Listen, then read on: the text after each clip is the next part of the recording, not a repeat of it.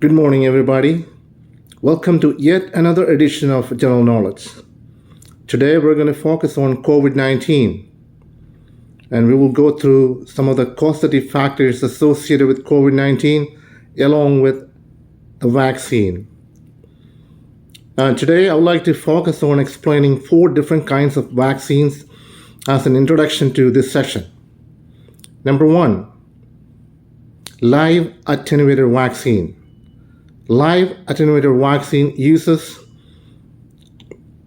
the live form of bacteria to create the vaccine, as opposed to inactivated vaccine, which uses a killed version of bacteria to generate the vaccine. Toxoid vaccine.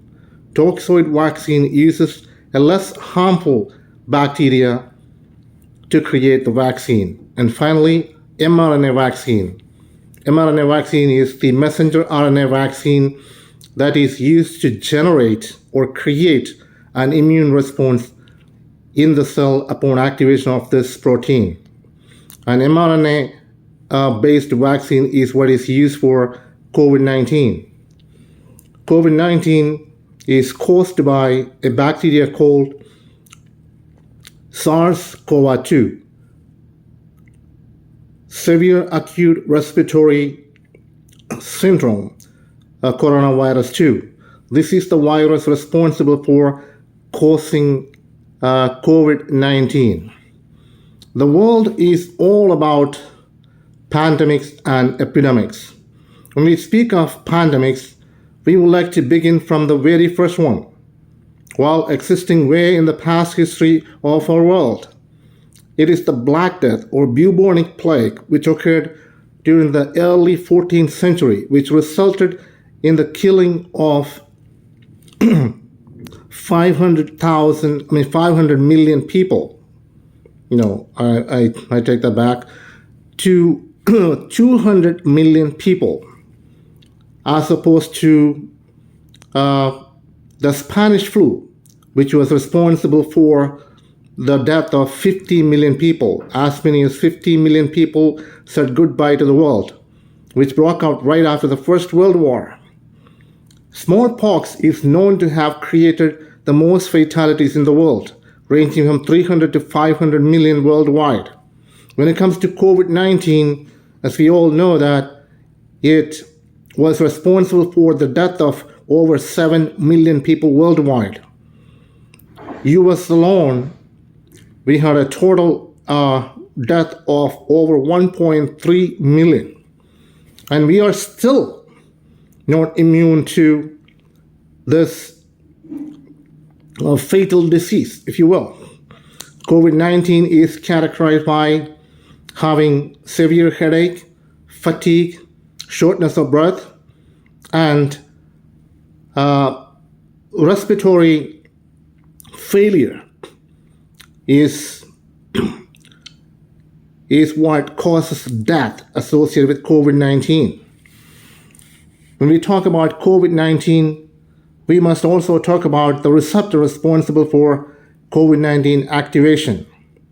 Upon receiving COVID-19 vaccine, it enters through the angiotensin II receptor, which is responsible for the immune activity inside the cell, or bacterial action will take place. So once it enters into the cell, it activates the proteins responsible for stopping the proliferation of the cell.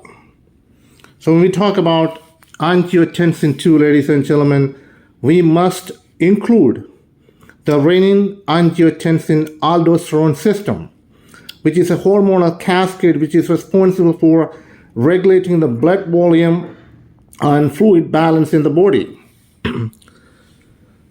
When renin is released by the kidney upon low blood pressure, it starts the process. It generates angiotensin, which is angiotensin II, which is responsible for vasoconstriction in the body.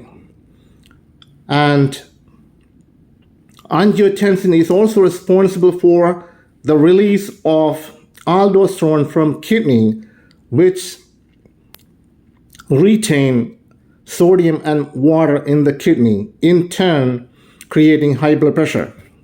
So we're speaking about angiotensin 2 creating high blood pressure. So we want to talk about the ACE, or angiotensin converting enzyme. Angiotensin converting enzyme is responsible for converting angiotensin 1 to angiotensin 2. Angiotensin is an inactive form of hormone which is activated by the angiotensin A, which is a hormone hormone produced by the liver. Angiotensinogen. Angiotensinogen initiates the process of creating angiotensin 1. Once the angiotensin 1 is created, it needs to be inhibited to stop the production of angiotensin 2. Angiotensin AC inhibitors, the drug responsible for the inhibition of angiotensin used to lower blood pressure, and the drugs associated with AC inhibitors are the drugs with prefixes prils, such as lisinopril, lamipril, etc. So once the angiotensin 2 is inhibited, then it creates it stops the angiotensin and thereby lowering the blood pressure. It is very important when it comes to lowering the blood pressure. Vaccine production can take anywhere from 1 to 5 years, and in certain cases, it can go more than 5 years.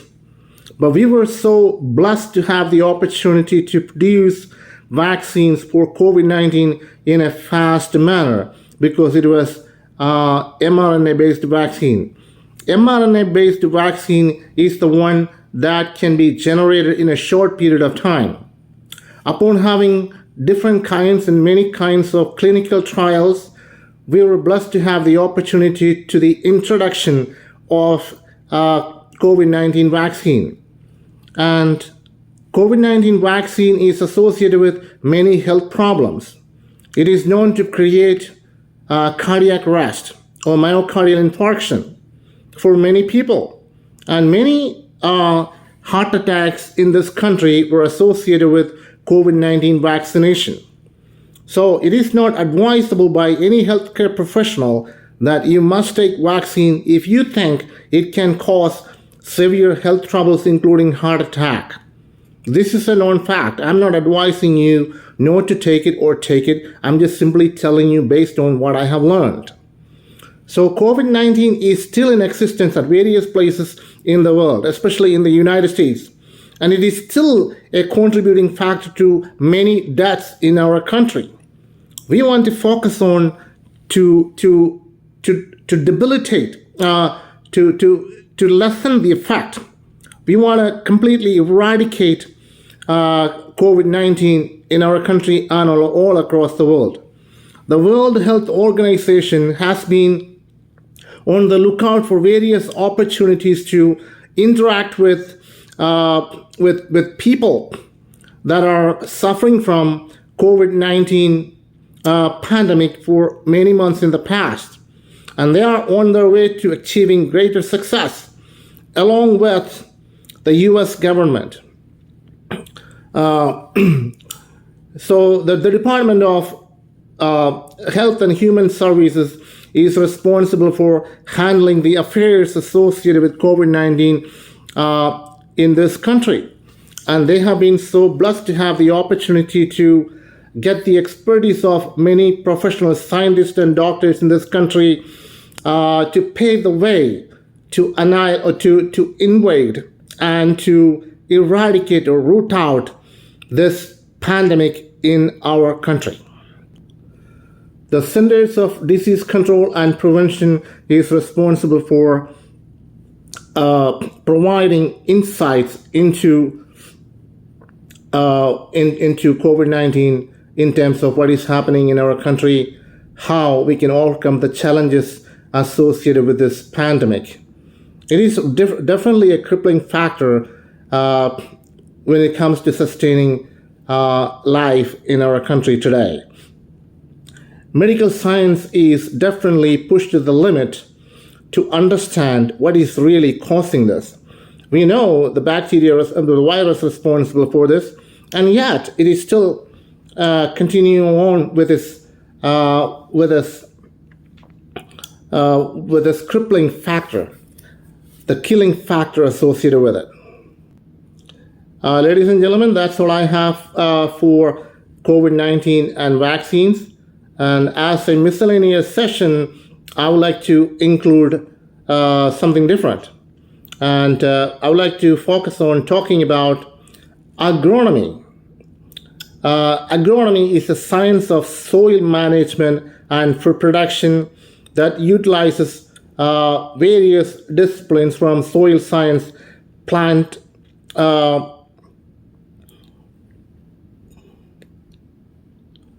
science, soil science, and technology and ecology.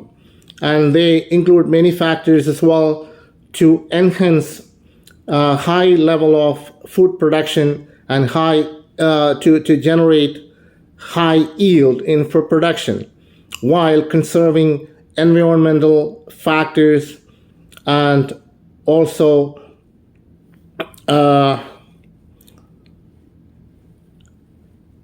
while conserving environment. It's very important that when we go through food production in this country, we must make sure that the environmental factors are not affected. So we are looking for generating food to sustain global demand. This country has been so blessed to engage in agricultural activities to enhance our food production in this country. We have a high export to many countries, especially to India, such as wheat, sorghum, and of course maize. So when it comes to the people associated with agronomy or agronomists, they are responsible for conducting massive research to enhance their knowledge and to understand various factors that are crippling or that are associated with the negativities of food production. So we're speaking about climate control. So climate is very important to talk about when it comes to agriculture and food production. So if the correct climate is introduced, then we're speaking about having the ability to generate the adequate amount of food without having to worry about anything else. And our farmers are entrusted with various responsibilities. Our government provides financial initiatives for farmers to engage in actions to enhance the food production in this country. And recently, farmers were disappointed with the fact that they did not receive the kind of subsidies that they really wanted to enhance food production. But today, the Donald Trump's administration is doing everything possible to ensure that farmers are given the adequate resources in terms of finances and crops. Finances and other resources to produce more and more and to enhance the well-being of the food production in our country. Ladies and gentlemen, thank you all so much for your wonderful attention. I hope to join you back again later. Thank you so much. Take care, everybody. Bye-bye.